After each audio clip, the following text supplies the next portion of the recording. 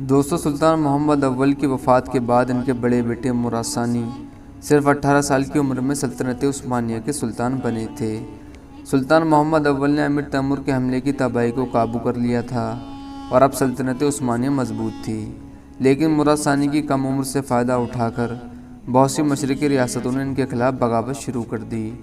مراد ثانی ان بغاوتوں کو ختم کرنے کے لیے اناطولیہ یعنی کہ مشرقی ریاستوں کی طرف روانہ ہوئے۔ دوسری طرف قسطنطنیہ کے شہنشاہ نے مراد ثانی کی کم عمر اور تجربہ نہ ہونے کی وجہ سے ایک سازش رچی۔ دوستو ہم نے آپ کو اپنی پچھلی ویڈیو میں بتایا تھا کہ سلطان بایزید کا ایک بیٹا جس کا نام مصطفیٰ تھا، جو امیر تیمور سے جنگ کے دوران لاپتہ ہو گیا تھا، وہ دراصل قسطنطنیہ میں قسطنطنیہ کے شہنشاہ کی سربراہی میں تھا، اور یہ دونوں سلطنت عثمانیہ پر قبضہ کرنے کے لیے کسی اچھے موقع کی تلاش میں تھے، اور یہ موقع انہیں مراد ثانی کی کم عمری کی وجہ سے ملا۔ قسطنطنیہ کے شہنشاہ نے مراد ثانی کے چاچا مصطفیٰ کو اپنی فوج کے ساتھ روانہ کیا۔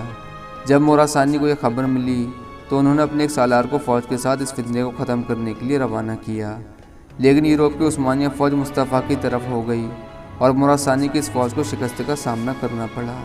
پھر مراد ثانی خود اس بغاوت کو ختم کرنے کے لیے میدان جنگ میں روانہ ہوئے اور اپنی بہادری کو دکھاتے ہوئے مصطفیٰ کی سینا کو شکست دی۔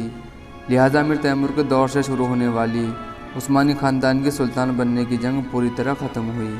اس جنگ کو ختم کرنے کے بعد مراد ثانی نے قسطنطنیہ کے شہنشاہ کو سزا دینے کا فیصلہ کیا اور ایک لشکر کے ساتھ قسطنطنیہ کا محاصرہ کر لیا۔ سلطان مراد ثانی نے یہ سوچ لیا تھا کہ وہ اس شہر کو ضرور فتح کرے گا، لیکن قسطنطنیہ کے شہنشاہ نے ایک اور خطرناک چال کو انجام دیا اور مراد ثانی کے چھوٹے بھائی جس کا نام بھی مصطفیٰ ہی تھا، اس کو سلطان مراد کے خلاف بغاوت کرنے کے لیے اپنی طرف کر لیا، اور مصطفیٰ نے خود سلطان ہونے کا اعلان کر دیا۔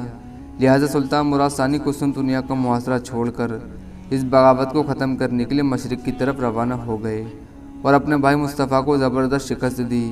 اب پھر سلطان مراد ثانی یورپ کے لیے روانہ ہو گئے، لیکن اپنے بھائی کے ساتھ جنگ کے دوران قسطنطنیہ کے شہنشاہ مینوئل کی وفات ہو گئی تھی اور اس کی جگہ اس کا بیٹا جوم شہنشاہ بنا۔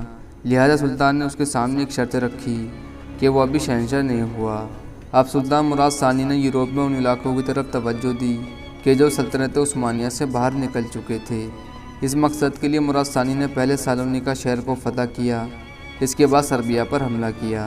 سربیا جو کہ سلطان بایزید کے دور میں عثمانیوں کی سلطنت میں ہوا کرتا تھا، مگر یہاں کے نئے حکمران جارج برینکووچ نے سلطنت عثمانیہ سے خود کو الگ کر لیا، اس لیے مراد ثانی نے پھر سے سربیا کو فتح کر لیا۔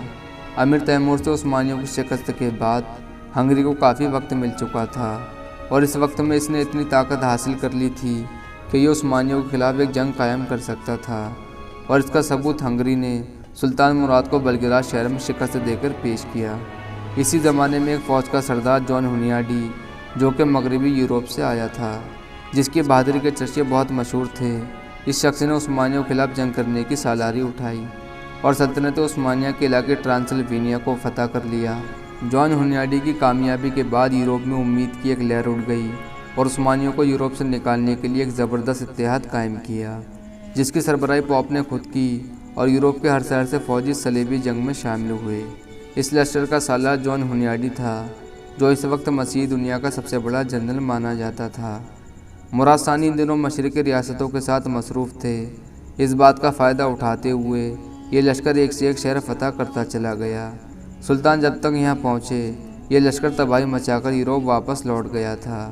اب سلطان مراد اور مسیحی اتحاد کے سربراہ شاہ ہنگری لارڈ سلاس کے درمیان ایک معاہدہ طے کیا گیا کہ 10 سال تک کوئی بھی فوج ایک دوسرے پر حملہ نہیں کرے گی۔